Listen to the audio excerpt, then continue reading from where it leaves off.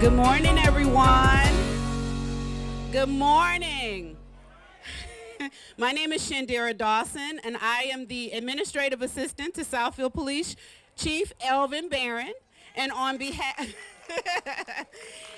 behalf of the Southfield Police Department and our sponsors, we'd like to welcome you to our 2023 Walk to Raise Awareness of Domestic Violence. This is our 4th annual walk, y'all. So give yourselves a round of applause. I see some familiar faces. I see some new faces. So welcome, welcome. So just a little bit of housekeeping information for you. The restrooms are located just inside of the police department.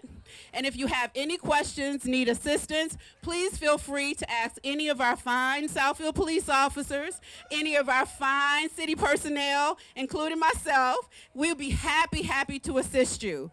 Additionally, there are programs and additional t-shirts located just over there on that table in the back. And once again, welcome to our 4th annual Domestic Violence Awareness Walk. Thank you so much for your support. And without further ado, I'd like to welcome Southfield Police Chief Elvin Barron. So, you know how I do. I'm putting that back on all of you. Thank you all for being here. Give yourselves a round of applause. Now, we're going to start this off a little bit differently. I do want to start off with a moment of silence. You know, when you look at the crisis of domestic violence locally and nationally, and even here in Oakland County in Southfield, we had tragic loss this year in domestic violence. Many of you remember Dr. Calandra Green out of Oakland County, where her husband tragically murdered her. And also, you remember the case at the Detroit Southfield Marriott where Jamisa Kelly was murdered by her ex-boyfriend. So at this time, let's give all victims of domestic violence a moment of silence.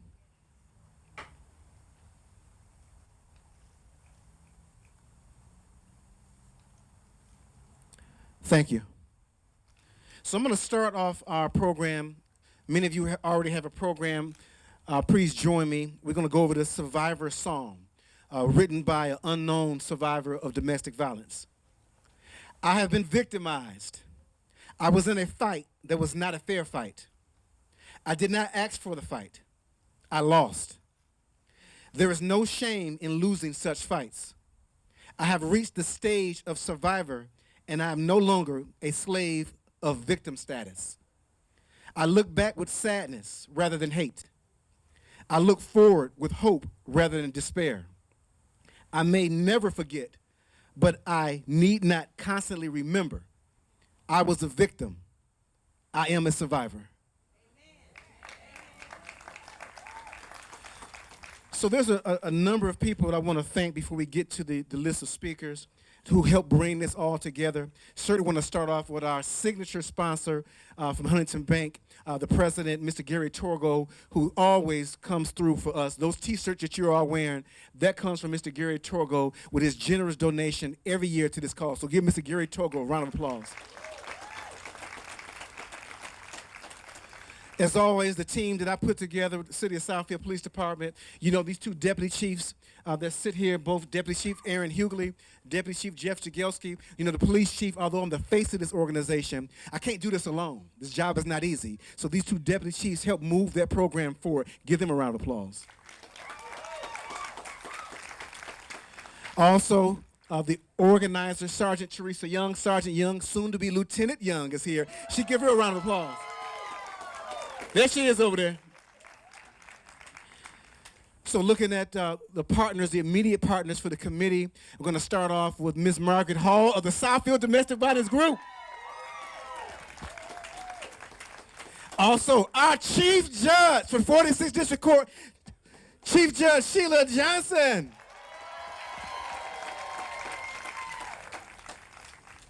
We also have our Fire Chief, Johnny Menifee, leading the way over there. There you go, Johnny. You know, our Homeland Security Director is always involved. He goes by the name of Director Justin Beck. Give him a round of applause as well. Also want to go through our Southfield Public Schools. You know, our schools are so vital to this. Domestic violence is happening in our schools, whether we want to believe that or not.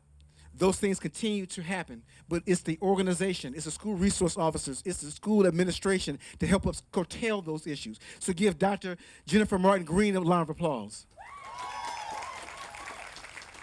Also in the audience, I think Principal Sonia Jackson is out here. She was able to bring the band here. So the band will be here from Levy Middle School. We have our youth will be leading the way.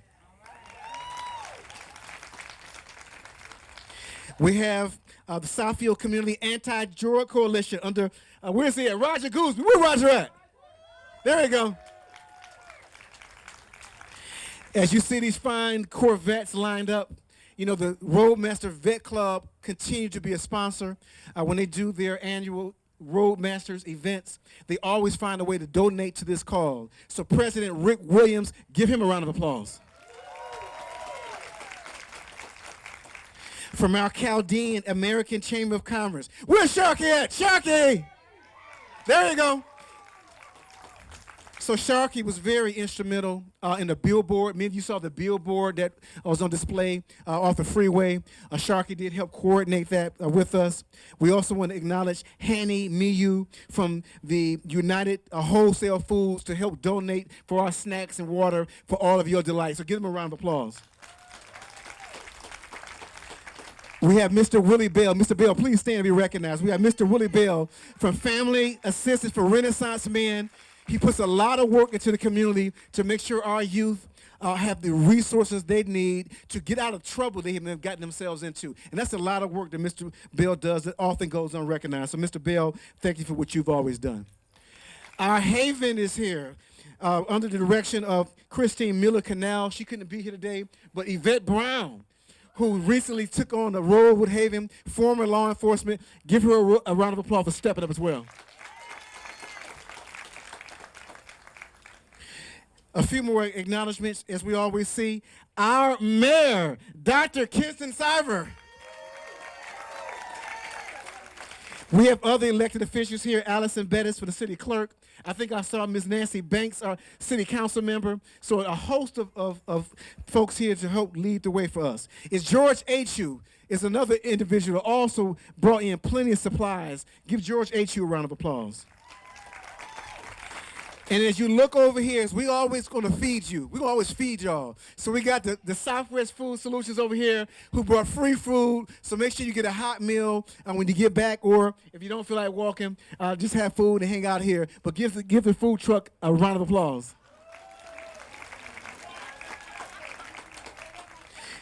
And let me make sure that Tony, where's Tony? So Tony, those shirts that you're wearing right now, we got to give Tony from QMI a biggest round of applause. Tony Serta and his assistant, Ms. Mary Schumacher. QMI.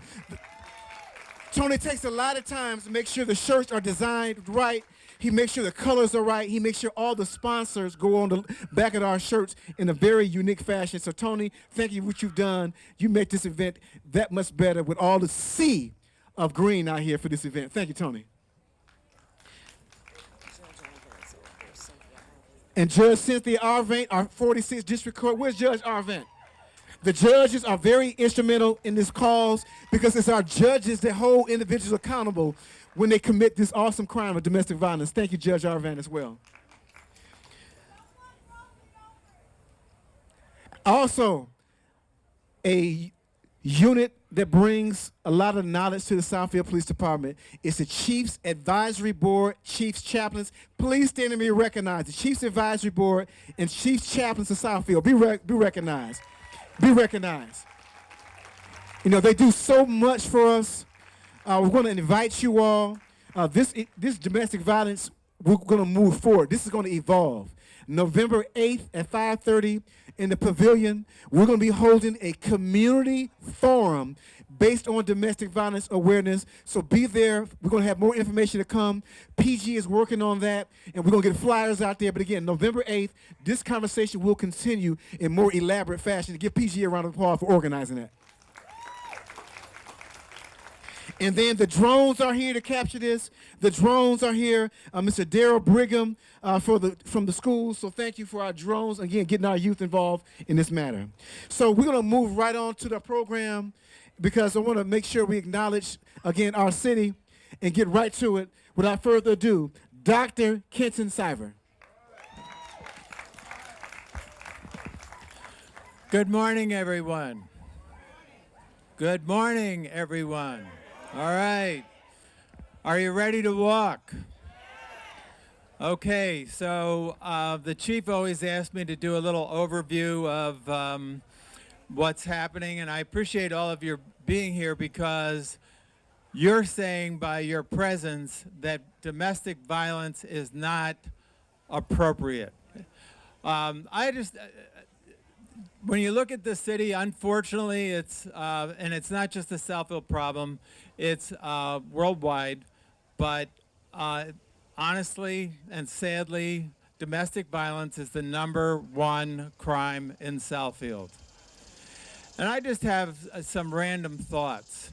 You know, when I was growing up, one of the things that was drilled into us is you never hit a girl. You never hit a woman. What happened to that? We all celebrate Martin Luther King, especially in this community with our Peace Walk. It'll be 39 years this year. And yet, and everybody knows Dr. Martin Luther King's message: peace, nonviolence, and brotherhood. And yet, what do we have? We have people that do not internalize nonviolence. And then there's also, we talk about freedom. We talk about freedom for all, and yet there are people who will enslave others through domestic, physical violence, through emotional violence. What is that? And then the other observation I have is that it doesn't matter if you're the most obscure, non-physical presence of a person to somebody who's a household name. Domestic violence strikes everyone. This year, one of my favorite performers we lost, and she was a violent, a domestic violence survivor, and I'm talking about Tina Turner. And what did, in her relationship, here's a woman that is a household name, and yet in her relationship for years, she was held down and physically and emotionally abused. So it can the point is, it can happen to anyone. And I hope that we continue to keep talking about domestic violence and letting people know it's not acceptable. Again, thank you all very much for being here. Thank you, Mayor. Thank you, Mayor. So now we're going to hear words from our 46th District Court Chief Judge, Sheila Johnson. Thank you. Hello, testing. Thank you, Chief, and thank you, everyone, for being here today. I'm just going to say a few words from the court's perspective. When you're asking about what is domestic violence, well, legally, I'm going to define it for you, and it's not that hard. These are the elements of the crime: that a person assaulted and battered somebody, and that the person was either the spouse, former spouse, had a child in common, or was a resident or former resident of a household, or was a person with whom the defendant had a previous dating relationship. That's it. So if you assault somebody, that means that you're attempting to commit a battery or doing something that would put them in reasonable fear of a battery. And a battery is a forceful and violent touching or offensive touching of someone or something connected to them, something in their hand. So it doesn't take a lot to commit the crime of domestic violence. So we know domestically that these crimes span a whole lot of other areas too: intimidation, stalking, verbal, emotional, and psychological abuse. But domestic violence, you heard, is fairly simple. Let's talk about what's going on in our community, in our court. I've got some statistics for you. I guess the Good news is we're down from 2020 in domestic violence cases because we had an increase ticked up due to COVID. There were 282 cases filed in 2020. However, through September 30th, yesterday, there were 185 cases pending. This is going to beat last year when we had 211 total cases through last December. So you can see this is still on the rise. How many of those 185 cases so far are involving men? 141. There are 44 involving women. We found at least one person guilty as charged. And then the rest of the people, they were either dismissed, 8 cases, 42 cases, there was a plea of guilty, 10 cases, they pled no contest, meaning they didn't contest it, so basically it was an adjudication and conviction. 3 cases the prosecutor just chose not to proceed on. 33 cases were dismissed as part of a plea bargain. 2 cases were referred to competency evaluation. So as you can see, there's a large number of problems still going on in our whole district.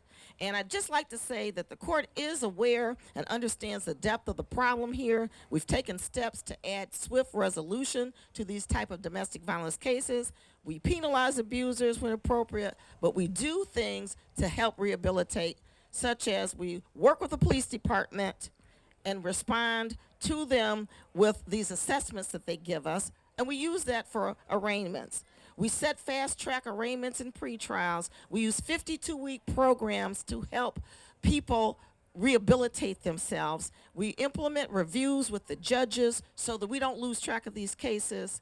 And we're looking to implement a full program regarding domestic violence. So we support the chief's vision here, and we are hoping that today you, through your participation, are educated, because that's key. And we hope you leave here understanding domestic violence and helping and being able to help those victims and people that you know of that are victims help themselves. So thank you very much. Thank you, Chief Judge. Thank you so much. We're now going to hear from Oakland County Commissioner, Ms. Janet Jackson. Thank you, Chief, and thank you, residents of the community, for coming out today to the 4th Annual Southfield Domestic Violence Walk. When you see me, you see a survivor.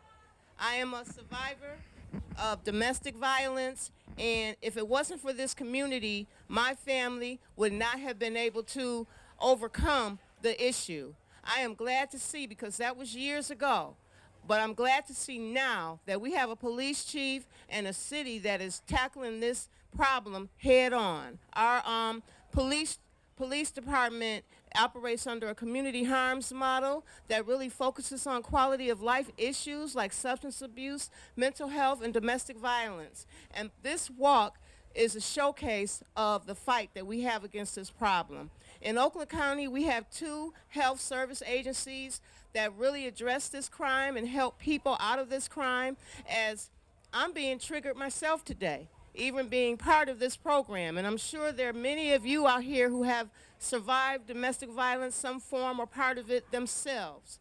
But we have Haven and Common Ground in Pontiac that will help residents in Oakland County who are facing this problem with treatment, counseling, and resolution. I just want to thank the Southfield schools for helping me when my children were little, providing social workers and people that help my family through the problem.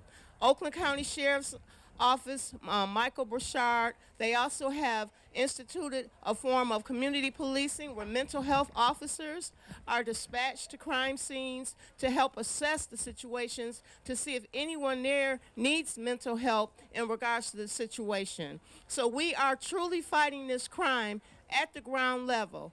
And any of those of you out here who are triggered, Haven is back there to talk to you today. So we have on-site health services available. So thank you so very much for coming out today to our 4th Annual Southfield Domestic Violence Walk. I want to thank Margaret Hall and Police Chief and Judge Sheila Johnson for spearheading this effort. And thank you all. Thank you. Thank you so much. Thank you so much. So now we're going to hear from Haven, Miss Yvette Brown. Speak right in there. Good morning, everyone. Thank you for being here. My name is Yvette Brown. I am the Social Action Director for Haven. I'll be quick because the chief will be standing right next to me any second here. I'll tell you a little bit about Haven. We provide services for survivors of domestic violence and sexual assault. But we provide emergency services. We're not just a shelter. Although we do have shelter services, we provide so many different services. We have nurses on staff that will help with any exams needed for the situation, whatever that situation might be. We have court advocates that will be there to support you in any court services. We assist with personal protection orders. We assist with counseling, so many different ways that we can help you at Haven. I would love for you to stop by to our table and talk to any of our staff. I have a quick shout out to Drea Mitchell, who is our contact person here for Southfield Courts and Southfield Police Department. She has done an amazing job to bring our team together here today to support. But please stop by. It's not just of what Haven can do, it's what we can do together to support survivors. Thank you so much. Thank you so much. Thank you. So I do want to recognize, before we move on to our survivors, and we get to our survivors, I need all of your attention. We got two survivors that are going to speak. They had the courage to come here and share their story. So out of respect for our survivors, when we bring them up, give them your undivided attention. But Ms. Margaret Hall, the Southfield Domestic Violence Group, she was able to locate some survivors who were willing to come and share their stories. So Ms. Hall, thank you for that. The first survivor I'm going to bring up is Mrs. Alita Cotton. So again, Ms. Alita Cotton, please join us and give her your undivided attention for her the courage to be here. Thank you for having me. Hi, everybody. Thank you for coming. Thank you for showing up and showing out. Thank you for being here. Your solidarity, your support means everything. It will help to save someone's life. Ms. Hall, I thank you so much. I thank you for all that you've done for me. The moment of silence that you gave today, it sparked something in me. It reminded me how serious this is, that someone had lost their life, that many people have lost their life due to domestic violence.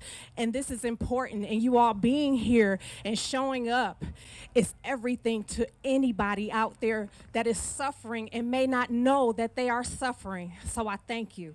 I want to start by saying, be kind to yourself. Show up for yourself the way you show up for your loved ones. I thank you, Ms. Hall. I'll tell you a little bit about my story. My mother saw some things in me, and she said, something's not right. She reached out to Ms. Hall, and she said, Ms. Hall reached, yes, ma'am. You can't hear me? All right, let's try this again. Can you hear me? The people in the back, under the tent, I need quiet in here. I got a survivor standing here sharing her story. I need this place quiet. All right, let me go closer. Is this better?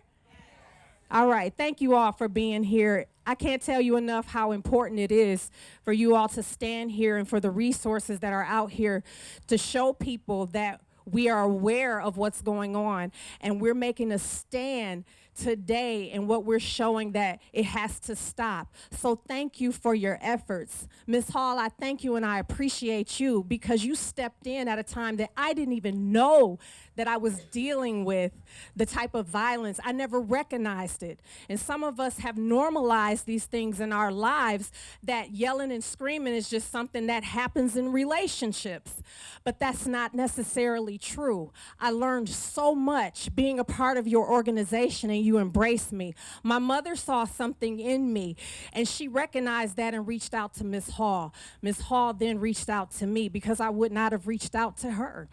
We sat down over lunch. She began to speak to me and say things to me. And she began to talk about the things that I was experiencing that I didn't know that she knew about. How could she know? How did she know that these traumas were playing out in me in the form of trembles? How did she know any of these things? I never spoke on it about it to anyone, not even my own mother. But when she spoke, that opened up something in me, and I just began to cry. We were sitting across from me, and I just began to cry because she understood. She saw something in me that I didn't even know that I was dealing with. She worked with me. She talked to me about how serious it was, because if you don't realize that this is what you're going through, you don't know how serious it is. But we see every day that things happen to people, that they lose their lives, so it's very serious. Thank you so much. She walked me through the process of going through the court system, of taking action to build up protection around myself. She helped me along the way. She offered herself. She availed herself. So if I had questions or if I needed someone to talk to, she was available. She was a resource to me, and I'm so grateful. And with that, I was able to survive.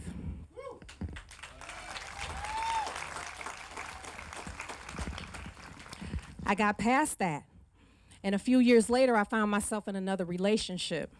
Wasn't quite the same. The dynamics were a little bit different, but I experienced some of the same things.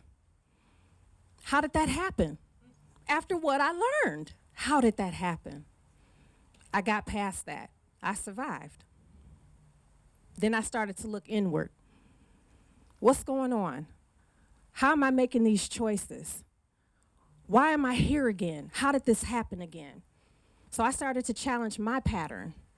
I started to look at me. I realized I was outsourcing the responsibility of my happiness and my protection and my own security to other people. I started taking myself serious. I started looking into myself. I started looking beyond that. We hear about self-care. Self-care for me was an occasional facial, pedicure, get your hair done, get a massage. And that's great because it feels great. But self-care means something different now. Self-care is therapy now. Self-care is going back and challenging those things that happened through your childhood that are playing out in relationships because you didn't know. Self-care is speaking to that child that was missing something along the way. Self-care was speaking out because of the intimidation, or self-care was because no one supported you or you didn't think anyone supported you. Now you're looking into those things. So now self-care is a little bit different from me. I challenge my pattern. I'm kind to myself. I show up for myself with the same hospitality that I would do for other people.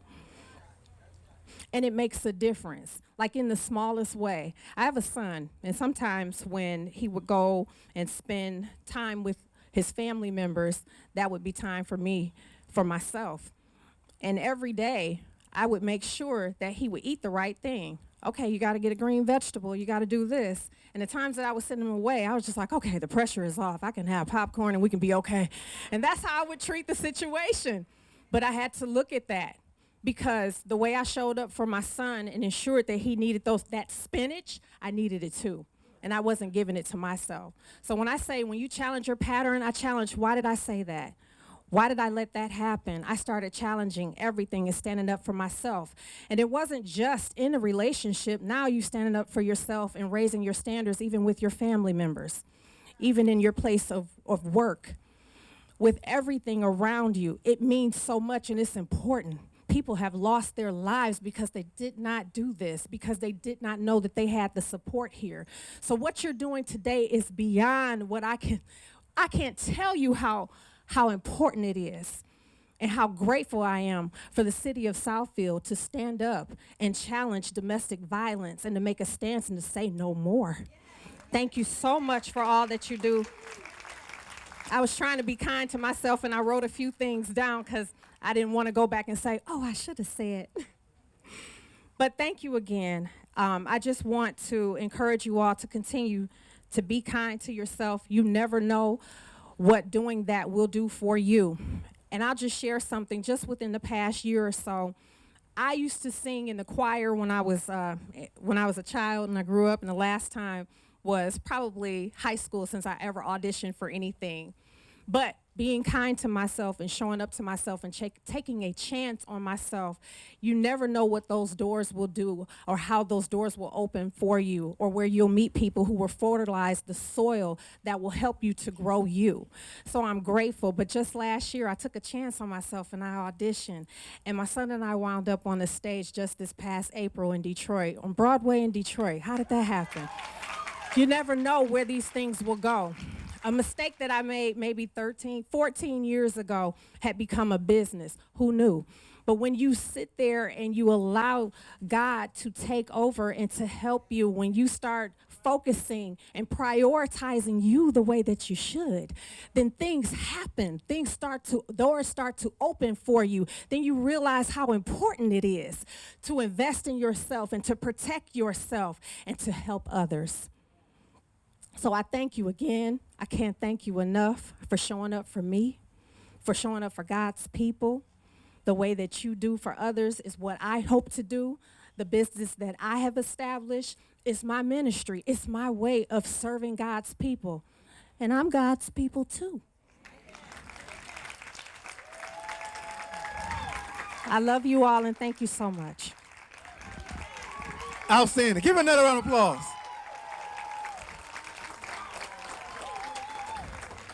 Those words were very impactful, and I could tell by some of the looks on some of your faces. So our final speaker will be our second survivor, Mrs. Kimberly Ford.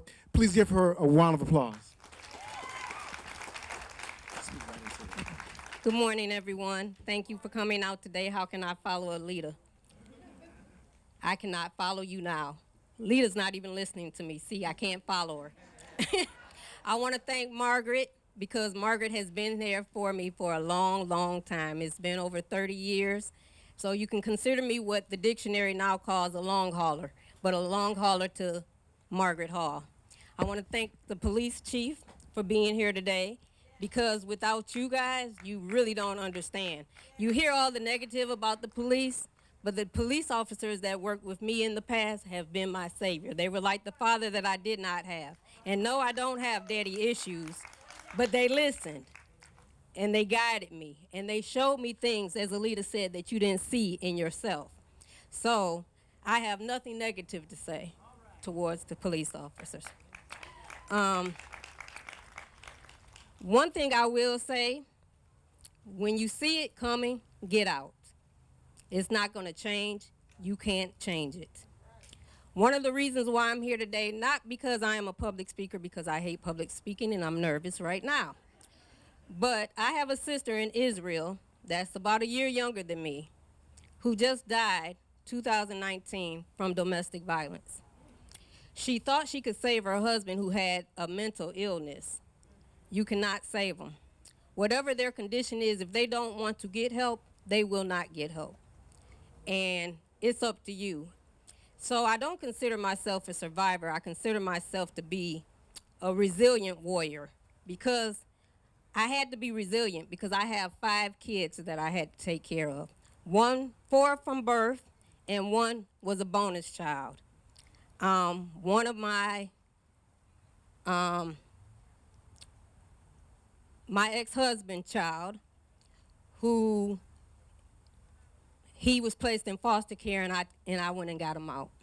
And I raised him until he became of age, and he's still one of my children to this day. So the thing is, as Alita said, you have to get support. I don't know where my uncle went. He's here somewhere. But my family, Miss Hall, the police, I had, like I said, I'm a long hauler, so I had 3 therapists through this. So no matter how many it takes, and it wasn't because they didn't like me, it was because their time has expired doing what they were doing and they moved on. So I had to find someone else. But with that being said, just understand, this not only impacts you, this impacts your children. So as Alita stated, when you dig deep within, you have to realize that whatever your children are seeing now is what they're gonna grow up in. And if you continue to stay there, you're kind of creating the same child that you may or may not have been. And you have to ask yourself a question, is that what I want? And I would hope the answer is no. But again, thank you for allowing me to speak today, and I wish everybody well, and thank you. Great job. Thank you so much. Y'all ready to walk? So let's get the police officers in position, the Corvettes in position, the fire trucks in position to get us led in this walk. I'm going to get on the megaphone in about 10 minutes. We're going to let them get lined up. and then I'll call us all, and we'll start the walk right here on the lawn, and we'll take it for our 2-mile walk. So give us about 15 minutes or less, but I'll call you on the megaphone.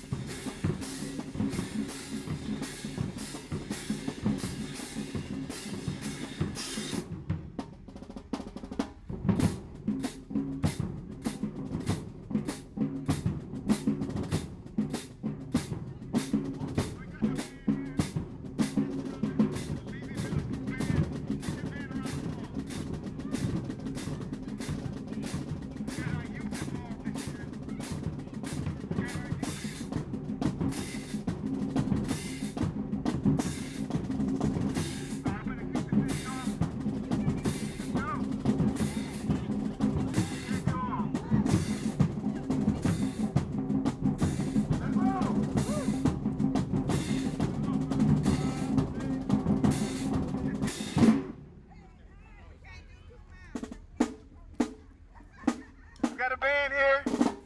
That's our band, our community. This is what we do here in Southfield. This is what we do. Got Rosemary here, Ministry of Chapel.